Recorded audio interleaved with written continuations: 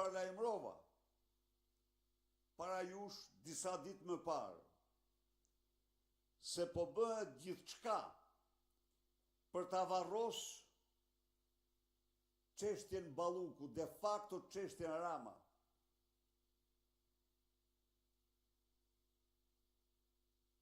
Por asnjëri duhet harroj se ajo çështje është çështje jetike e të ardhmës shqiptarëve. E integrimit tyre në Bashkimin Evropian. Çdo të kthim mbrapa, në aparencë është çështja Balluku, në fakt është dosja Rama që qëndron në çdo faqe të çështjes Balluku. Ndaj dhe jam këtu për të qëndruar për interesin më të mirë të shqiptarëve, interesin evropian të tyre. Jam këtu për të bërë thirrje shqiptarëve, të marrim në dorë fatin ton, fatin e Shqipërisë. Të mos lejojmë që aktet të vjedhjes të tmerrshme të taksave të shqiptarëve dhe pasurive publike nga anëtarë të organizacë kriminale të kryesuar nga Edi Rama të na mbyllin në dyert e të ardhmës europiane.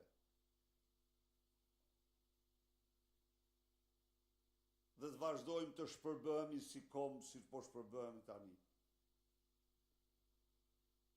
Edhe njëherë, Bashkimi Evropian foli. Nuk mbyllet asnjë kapitull pa votim në Ibarit. Dhe Ibari nuk votohet pa arritur standardet e kërkuara. Bllokimi i Ibarit do të thotë bllokimi mbylljes së çdo kapitulli.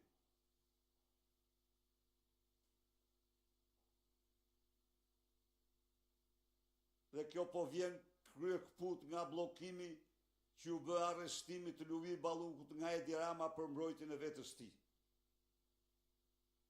Ftoj shqiptarët me 17 prill të flasin për vetën e tyre, për të ardhmen e tyre në Europë. Faleminderit. Kulmin e akuzave të opozitës, por edhe qëndrimeve ndërkombëtare se me vendimin për Belinda Ballukun rrezikohet procesi i integrimit në Bashkimin Evropian, Edi Rama po mban një tryezë për progresin e negociatave ku e cilëson atë një proces historik, duke bërë edhe deklarata politike që drejtësia duhet të rrisë profesionalizmin dhe panshmërinë. E lexoni këtë si një përpjekje për të mbuluar të vërtetën apo një sfidë ndaj opozitës dhe ndërkombëtarëve? Faleminderit. Parazgjithash, këto janë akte primitive, propagandistike, të turpshme dhe të shëmtuara të Edi Ramës. Unë paralajmëroj shqiptarët se pas vendimit që mori për të mbrojtur me çdo kusht veten e tij dhe për të sakrifikuar çdo interes të qytetarëve shqiptarë, Edi Rama është i gatshëm të marrë çdo vendim tjetër. Ndaj dhe thirrja ime ta ndalojmë. Ta ndalojmë dhe të japim përgjigjen e merituar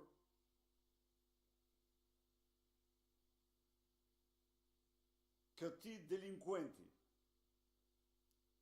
kreu të organizatës kriminale Edi Ramës. Edi Rama le të organizoj tryeza dhe stërtryeza,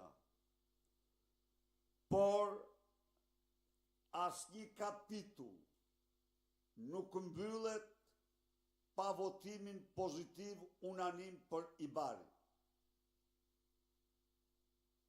Të gjitha tjerat janë trillime, mashtrime të brendshme dhe kur vin nga jashtë janë lobime korruptive të Edi Ramës. Cili do që mendon ndryshe, le të studioj pak historikun e Bashkimit Evropian. Keni një koment për emërimin e Skënder Hitës në krye të policisë së shtetit nga qeveria. Faleminderit. Kush është emëruar? Skënder? Hita. Emër problematik dhe shumë shpejt me të gjithë arkivën e qytetarit digital do të paraqiten para jush. Ku punonte për herën e fundit ky? Në Fier. Skënder Balluku. Skënder Balluku. U emërua Skënder Balluku. Ky është një pion i lubis, si Karakaçi, stër Karakaçi, lubizimi nuk është asgjë tjetër vetëm lubizimi i organizatë kriminale. Dijej ky. Është thënë një muaj para që Lubia ka përcaktuar drejtor policie, drejtorin e Fierit. Pra, sidoqoftë, shumë shpejt do të paraqesim të gjithë materialet për te. Ky është Skënder Balluku, që sot e tutje do ta quajnë drejtori Balluku. Se në fakt Rama është një skllav i mirë i lubis.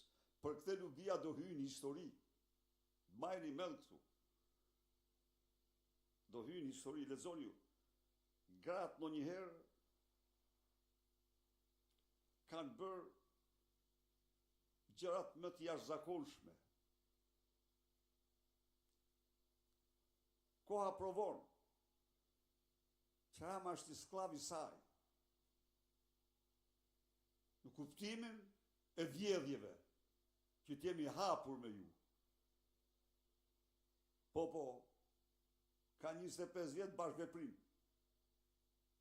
Bashkëpunim të ngushtë. Dhe ajo shumë e kujdesshme për të regjistruar çdo gjë.